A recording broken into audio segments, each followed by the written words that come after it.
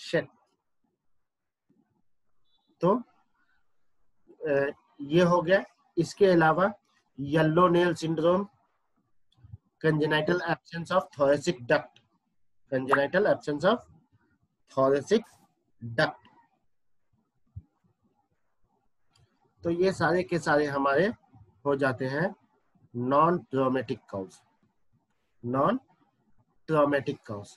अब अगर बात करेंगे ट्रॉमेटिक काउज की, तो ट्रॉमेटिक काउज में जो सबसे कॉमनेस्ट है, चूंकि ये खुद एक ट्रॉमा है, ये क्या है, ट्रॉमा की वजह से पैदा हो रहा है।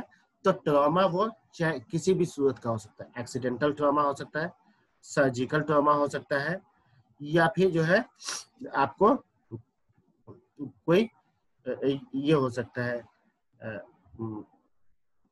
इसको क्या कहते हैं, कंजेनाइटल ट्रॉमा हो सकता है। तो आप कहोगे कि कंजेनाइटल ट्रॉमा क्या होता है, तो ये समझ लीजिए। सबसे पहली बात करेंगे अगर सर्जिकल ट्रॉमा, तो सर्जिकल ट्रॉमा में क्या, जैसे किसी को पल्मोनेक्टोमी किया गया, पल्मोनेक्टोमी किया गया हो और जिसकी वजह से पल्मोनरी लिम्फेटिक वेसल्स जो है वो रिमूव कर दिया गया हो, तो वो रिमूव करने से क्या होगा कि वहां से लंग्स के एरिया से तो सारे के सारे जो उसके ओपनिंग होंगे वो कहाँ हो जाएंगे, थोरेसिक डक्ट में हो जाएंगे। डक्ट का ओपनिंग जो हो जाएगा वो पिलर स्पेस में हो जाएगा। ठीक उसी तरह अगर किसी का जो है मीडियास्टेनल रिसेक्शन किया गया हो, मीडियास्टेनल रिसेक्शन किया गया हो, या लंग्स जो है रिसेक्शन किया गया हो, यानी पल्मोप्लास्टिक किया गया हो, या फिर लंग ये क्या नाम है, मीडियास्टेनम का रिसेक्शन किया गया हो, वैसी सूरत में भी डेवलप होता है। इसके अलावा समटाइम पेस मेकर इम्प्लांटेशन में, समटाइम पेस मेकर इम्प्लांटेशन की वजह से, और ये एवी मालफॉर्मेशन की वजह से, आर्टेरियो वेनस मालफॉर्मेशन की वजह से भी ऐसा होता है। आर्टेरियो वेनस मालफॉर्मेशन की वजह से भी ऐसा होता है। जैसे एएसडी और वीएसडी अगर है और उसको जो है रिपेयर किया गया हो, तो वैसी सूरत में भी ऐसा होता है। इसके अलावा ये ब्लंट ट्रॉमा और ब्लास्ट इंजरी, जो एक्सीडेंटल होगा उसमें ब्लंट ट्रॉमा और ब्लास्ट इंजरी के नतीजे में ऐसा होता है, काइलोथोरेक्स होता है। ठीक है, अभी इसके हम मैकेनिज्म पे जाएंगे कैसे डेवलप होता है। उससे पहले एक क्विक रिव्यू कर लेते हैं कि वो क्विक रिव्यू बेसिकली इसलिए कर रहा हूँ चूंकि रिकॉर्ड नहीं किया था, तो थोड़ा सा रिकॉर्डिंग में क्लियर हो जाएगा। ओके, क्विक रिव्यू में कि सबसे पहले चीज काइलोथोरेक्स होता क्या है। काइलोथोरेक्स जो कंडीशन है उसमें accumulation of the Kyle in plural space. अब ये काइल होता क्या है, Kyle is the lymphatic fluid which is mostly predominantly consist of triglyceride and formation from the digestive system okay. और इसके बाद अगर इसकी काउज की बात करें तो ये काउज जो है, ये काउज इसके दो तरह के काउज होते हैं, चाहे वो या तो ट्रॉमेटिक हो सकता है या फिर नॉन ट्रॉमेटिक हो सकता है। तो सबसे पहली चीज अगर हम जो है देखेंगे नॉन ट्रॉमेटिक काउज की, तो नॉन ट्रॉमेटिक काउज में एक तो सबसे पहला हो जाता है आइडियोपैथिक काउज। आइडियोपैथिक वो काउज यानी जिसका एग्जैक्टली कुछ पता ही नहीं हो लेकिन बस काउज कर रहा है। दूसरा हो जाता है मैलिग्नेंसी। मैलिग्नेंसी में सबसे पहली चीज आ जाती है lymphoid leukaemia, chronic lymphoid leukaemia CML। इसके अलावा लंग्स कैंसर, लिम्फोमा, कापोसी सार्कोमा और मेटास्टैटिक कार्सिनोमा, इसोफेजियल कैंसर, ये सारे के सारे जो है हमें क्या काउज करते हैं, काइलोथोरेक्स। इसके अलावा सेकंड में आ जाती है इन्फेक्शन। इन्फेक्शन में आ जाती है हमारा के ट्यूबरकुलस लिम्फेडेनाइटिस। इसके अलावा हो जाता है हिस्टोप्लाज्मोसिस, फिलेरियोसिस एंड लिम्फोजिएक्टेसिस। वहीं अगर हम देखेंगे कंजेनाइटल की, तो कंजेनाइटल में क्या हो जाता है कि अगर ये इसमें एक और चीज होता है आयोटाइटिस, यानी आयोटा इन्फ्लामेशन। वहीं अगर कंजेनाइटल और मालफॉर्मेशन में देखेंगे तो उसमें क्या क्या हो जाता है कि या तो आपको लिम्फेंजियोमेटोसिस होता है, लिम्फेंजियोमेटोसिस होता है, या फिर ट्यूबरस स्क्लेरोसिस होता है। लिम्फेंजियोमेटोसिस जो होता है वो लिम्फ नोड पे ट्यूमर का डेवलप हो जाना या लिम्फोमा डेवलप हो जाना, वो होता है। वहीं अगर ये है क्या नाम है ट्यूबरस स्क्लेरोसिस है, तो ट्यूबरस स्क्लेरोसिस बेसिकली क्या होता है कि ये एक कॉम्प्लेक्स रेयर डिसऑर्डर होता है जिसमें multi system autosomal dominant genetic disease पाई जाती है, multi system autosomal genetic disease पाई जाती है। वहीं ट्राइसोमी 21 यानी डाउन सिंड्रोम हो सकता है, इसी को नोनान सिंड्रोम से भी मसाला किया जाता है। वहीं इसके अलावा टर्नर सिंड्रोम यानी एक्स मिसिंग क्रोमोसोम होता है, इसमें मिसिंग एक्स क्रोमोसोम होता है। इसके अलावा अदर क्या काउज हो सकते हैं, येलो नेल सिंड्रोम हो गया, या फिर जो है आपको congenital absence of thoracic duct हो गया। ये सारे के सारे इसके काउज हो जाते हैं नॉन ट्रॉमेटिक में। और ट्रॉमेटिक में जो काउज हो जाते हैं, एक या तो सर्जिकल होगा, दूसरा या तो ट्रॉमा होगा। तो ट्रॉमा जो होगा वो दो तरह के होंगे, या तो ब्लास्ट इंजरी होगा या ब्लंट ट्रॉमा होगा। वहीं सर्जरी जो होगा तो सर्जरी क्या क्या हो सकता है, निमेक्टोमी हो सकता है, पल्मोनोप्लास्टी हो सकता है, या फिर लंग्स रिसेक्शन हो सकता है, या फिर आपको मीडियास्टेनल रिसेक्शन हो सकता है, या फिर आपको एएसडी और वीएसडी का हो सकता है रिसेक्शन। तो ये सारे कंडीशन जो है पैदा करते हैं आपको काइलोथोरेक्स। अब आगे हम बात करेंगे मैकेनिज्म की ना। तो मैकेनिज्म जो है काइलोथोरेक्स का बेसिकली क्या है कि काइल लीक करने लगता है थोरेसिक डक्ट के जरिए, थोरेसिक डक्ट के जरिए, जो एकदम बेसिक चीज है। काइल जो है वो लीक करने लगता है थोरेसिक डक्ट के जरिए और अकुमुलेट होने लगता है यहाँ। यूजुअली क्या होता है कि structural integrity of thoracic duct जो होता है, इसमें होता क्या है कि जो थोरेसिक डक्ट की जो स्ट्रक्चरल इंटीग्रिटी होती है उसमें जो है डिस्टरबेंस पैदा हो जाता है। उसमें डिस्टरबेंस पैदा होने की वजह से जो है ऐसा होता है। एग्जाम्पल के तौर पे अगर हम मान ले कि किसी को ये सेंट्रल लाइन डाला गया, किसी को सेंट्रल लाइन डाला गया, और सेंट्रल लाइन की वजह से क्या हुआ कि सबक्लेवियन वेन्स में या फिर जो है इंटरनल जुगुलर वेन में जब डिस्टरबेंस पैदा हुआ, तो ये क्या किया कि ये जो है हमारा जो सबक्लेवियन लिम्फ नोड है, सुप्राक्लेविकुलर लिम्फ नोड है, वो लिम्फ नोड को पे प्रेशर, और वो लिम्फ नोड पे प्रेशर पैदा करने की वजह से क्या हुआ कि वहां ऑब्स्ट्रक्शन पैदा हुआ, और ये ऑब्स्ट्रक्शन थोरेसिक डक्ट पे ऑब्स्ट्रक्शन पैदा कर देता है।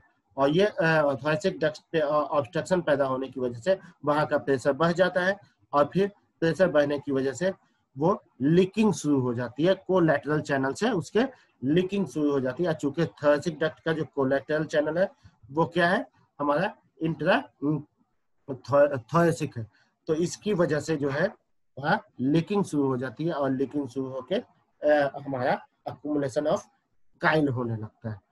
सेम सिचुएशन इसमें भी ट्रॉमा के नतीजे में भी होता है, और सेम सिचुएशन हाँ कंजेनाइटल मालफॉर्मेशन के नतीजे में क्या होता है, चूंकि मिसिंग ही रहती है किसी पार्टिकुलर एरिया का लिम्फेटिक वेसल्स जो है वो मिसिंग ही रहती है, तो अब मिसिंग होने के नतीजे में लीकिंग होता था। जैसे किसी को मेडियास्टेनल लिम्फेडेनोपैथी हो गया, तो मेडियास्टेनल लिम्फेडेनोपैथी हो गया तो इसके ऊपर जो है आगे जा नहीं पाएगा, क्योंकि यहाँ ऑब्स्ट्रक्शन काउज कर दिया, ऑब्स्ट्रक्शन काउज कर दिया, तो फिर वो नतीजे में क्या होता है कि बगल में अकुमुलेट होने लगता है। ठीक है, तो ये इसका बेसिक ये है क्या नाम है आपको मैकेनिज्म है। अब मैकेनिज्म के बाद सबसे आते हैं हम लोग साइन सिम्टम पे। मैकेनिज्म के बाद हम लोग आते हैं साइन सिम्टम पे। साइन सिम्टम पे आने के लिए सबसे पहला इसका जो सिम्टम होगा वो क्या होगा? सबसे पहला सिम्टम होगा ब्रेथलेसनेस।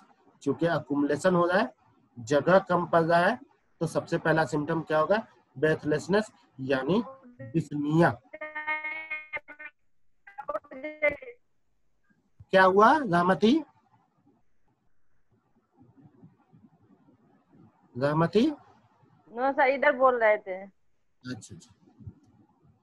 तो सबसे पहला जो हमारा डिस्टरबेंस होता है वो आ रहा है।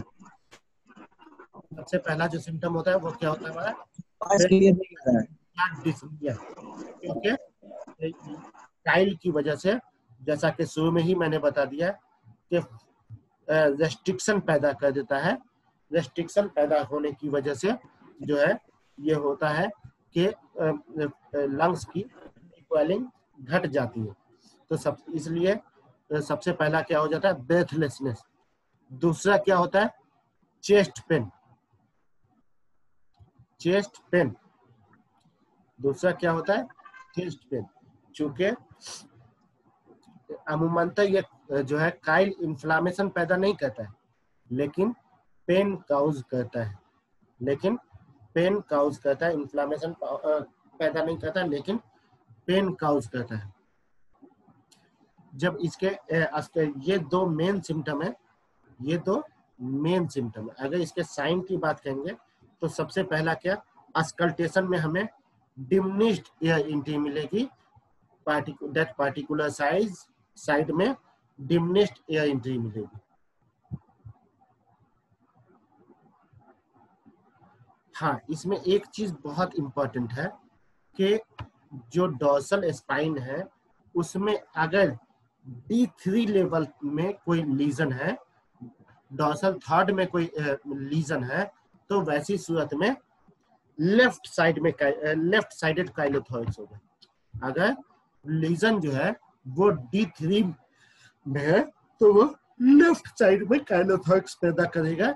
लेकिन अगर लीजन D5 में है तो वो राइट साइड में पैदा करेगा। वो राइट साइड में पैदा करेगा। ठीक है, ओके। तो आगे बात करते हैं इसकी, क्या नाम है, साइन एंड सिम्टम की। तो जिस साइड में काइलोथोरैक्स होगा वहां अस्कल्टेशन में हमें एयर एंट्री डिमिनिश्ड या एब्सेंट मिल सकता है। इसके अलावा परकशन करने पे हमें स्टोनी डल साउंड मिलेगा। परकशन करने में स्टोनी डल साउंड मिलेगा। परकशन करने में हमें उस साइड में स्टोनी डल साउंड मिलेगा। ओके। इसके अलावा अगर हम देखेंगे तो अगर किसी को वजह यह है कि पल्मोनेक्टोमी करने की वजह से हुआ है, तो जो लोब या जो साइड का पल्मोनेक्टोमी हुआ रहेगा उसमें एयर एंट्री एब्सेंट मिलेगा। उसमें एयर एंट्री एब्सेंट मिलेगा। इसके अलावा रिपीटेड इन्फेक्शन के साइन मिलेंगे। रिपीटेड इन्फेक्शन के साइन मिलेंगे, क्योंकि जब लिम्फेटिक सिस्टम जो है डिस्टर्ब हो जाएगा तो क्या होगा कि हमारा डिफेंस मैकेनिज्म कमजोर पड़ जाएगा। डिफेंस मैकेनिज्म हमारा कमजोर पड़ जाएगा और रिपीटेड इन्फेक्शन के फीचर्स मिलेंगे, साइन मिलेंगे। ठीक है, यानी फीवर हो सकता है। इसके अलावा जो other specially respiratory symptom, respiratory infection बहुत जल्दी होता है तो रिस्पिरेटरी इन्फेक्शन के चांसेस बढ़ जाते हैं। वहीं कुछ जो है काउज में कुछ sign and symptom specific disease से रिलेटेड, जिसकी वजह से ये हो रहा है उससे रिलेटेड मिलेंगे। जैसे किसी को फिलेरियोसिस है तो एलिफेंटियासिस मिल सकता है। इसके अलावा स्क्रोटल स्वेलिंग मिल सकता है, स्क्रोटल स्वेलिंग मिल सकता है। वहीं अगर किसी को डाउन सिंड्रोम वजह बना है, ट्राइसोमी 21 बना है, तो वैसी सूरत में राउंड शेप मिल सकता है, लो आईसेट लो एयर सेट मिल सकता है, सिंगल पाल्मर क्रीज मिल सकता है, इसके कंजेनाइटल हार्ट डिजीज मिल सकता है तो अगर डाउन सिंड्रोम है। वहीं अगर टर्नर सिंड्रोम है तो चूंकि मिसिंग ऑफ एक्स है तो जो है फिर उसको सेकेंडरी सेक्सुअल ऑर्गन का की एब्सेंस पाई जा सकती है। सेकेंडरी सेक्सुअल ऑर्गन एब्सेंट या पुअर डेवलप्ड हो सकती है। ठीक है, तो बहुत सारे साइन एंड सिम्टम क्या मिलेंगे हमें, बहुत सारे साइन एंड सिम्टम हमें मिल सकते हैं कि जो स्पेसिफिक डिजीज उसकी की काउज है उस काउज के बेस पे इसके साइन एंड सिम्टम मिल सकते हैं। जैसे किसी को VSD है तो VSD होने के नतीजे में साइनोसिस हो सकता है, specially left to right shunt हो तो। वहीं आपको ये क्या नाम है ये साउंड मिलेगा। VSD के नतीजे में कौन सा साउंड मिलेगा, एक तो मिलेगा मर्मर मिलेगा, स्पेशली सिस्टोलिक मर्मर मिलेगा। दूसरी चीज इसमें जो मिलेगी ये क्या नाम है यार,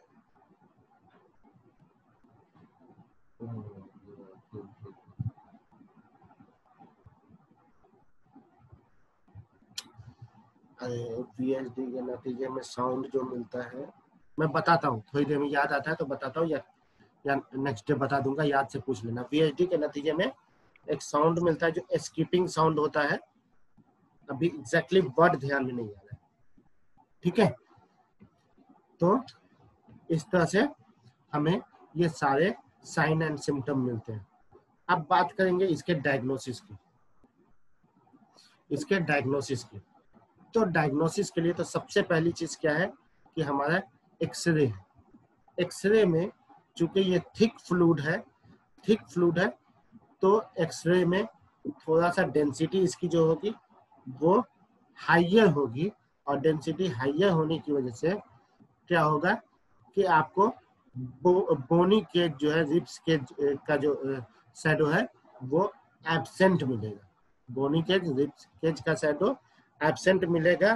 ब्लंटेड होगा CP एंगल, जैसे कि पिलरल इफ्यूजन में हुआ था, चूंकि ये भी एक तरह का इफ्यूजन ही है।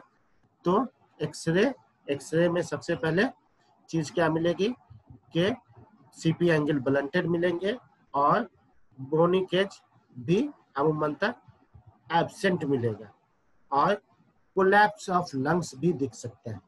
कोलैप्स ऑफ लंग्स भी दिख सकता है, चूंकि जब प्रेशर पड़ेगा तो लंग्स को कंस्ट्रिक्ट करके थोड़े से एरिया में लंग्स दिखेगा, बाकी एरिया में ये मिलेगा। फिर इसके बाद अगर हम जो है इस फ्लूइड का एनालिसिस कराएंगे तो इस फ्लूइड में 110 mg/dl ट्राइग्लिसराइड मिलता है। इस फ्लूइड का मिल्की फ्लूइड रहता है, इसको एस्पिरेट करके जब हम इसका एनालिसिस करेंगे तो इसका ट्राइग्लिसराइड जो लेवल करवाएंगे इस फ्लूइड का, तो सीरम पिलरल फ्लूइड का ट्राइग्लिसराइड लेवल कराएंगे तो इसमें मोर देन 110 mg ट्राइग्लिसराइड मिलेगा। इसके अलावा मीडिया स्टेनल जो है लिम्फेडेनोपैथी स्ट्रक्चर में एक्सरे में दिख सकता है। मीडिया स्टेनल लिम्फ नोड इनलार्ज मिल सकता है, लेकिन इसको फाइनली ये करने के लिए हमें HRCT थॉरेक्स कराना पड़ता है। HRCT थॉरेक्स कराना पड़ता है या फिर MRI डॉर्सल स्पाइन कराना पड़ता है। MRI डॉर्सल स्पाइन कराना पड़ता है। इससे हम ये रूल आउट करते हैं कि लिम्फेटिक ऑब्स्ट्रक्शन हमारा कहाँ कहाँ हो रहा है और कितना हो रहा है और उसके पीछे एग्जैक्टली वजह क्या है। ठीक है, तो HRCT thorax and MRI dorsal spine, MRI dorsal spine कराते हैं काउज को रूल आउट करने के लिए। ठीक है, काउज एंड मैकेनिज्म को रूल आउट करने के लिए ये कराते हैं आपको। देखिए आप लोग काइलोथोरैक्स कैसा सॉरी ये पिक्चर दिख रहा है? नो सर, लाइट की वजह से सर, लाइट की वजह से नहीं आ रहा, जो स्क्रीन लाइट है उसकी वजह से नहीं आ रहा।